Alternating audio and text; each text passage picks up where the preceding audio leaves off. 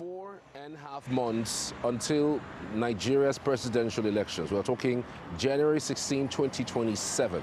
And if you look at the history of our elections, in 2015, we had over 46% of Nigerians participating.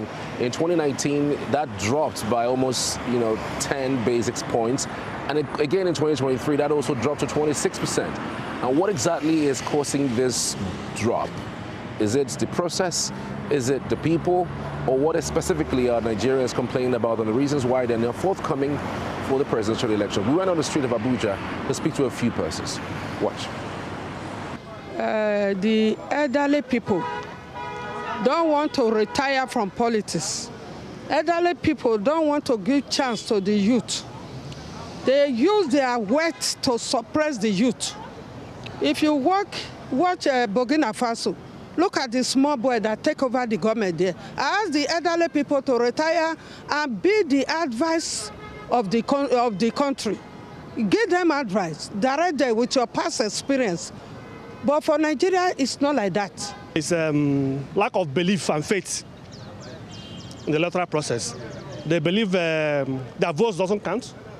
If they vote, they don't see the result of the votes.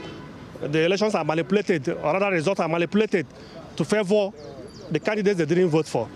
They believe that the party in power is always manipulating the process. So what's the need of voting? That's their belief. What's the need of wasting their time and the energy to come and vote? At the end of the day, the election will be turned.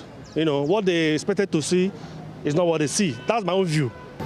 Most of the time, why people do not like, especially the youth, they don't like coming out for election is that many people are complaining that their vote does not count.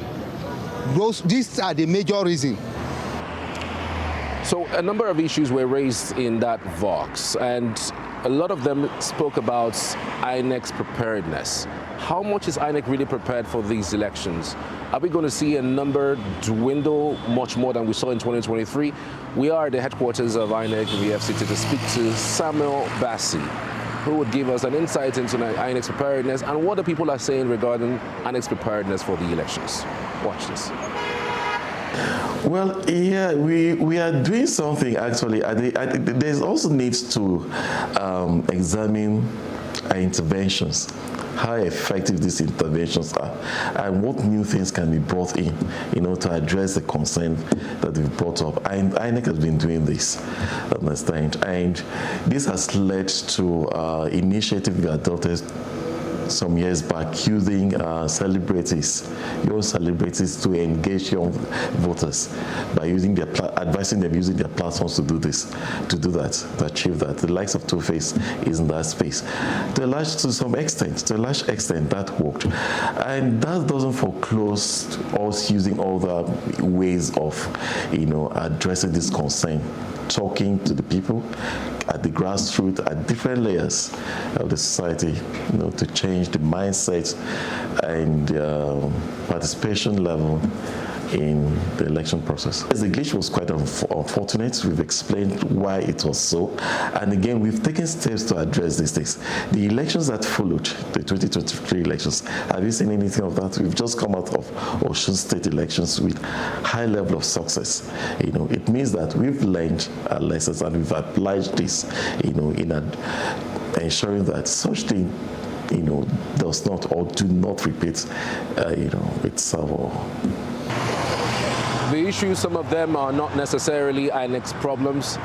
Bassi have actually promised that INEC will not actually drop the ball when it comes to the presidential elections, at least. The numbers are dwindling and people are still complaining. Whether the numbers would increase going forward in 2027 is left to be seen.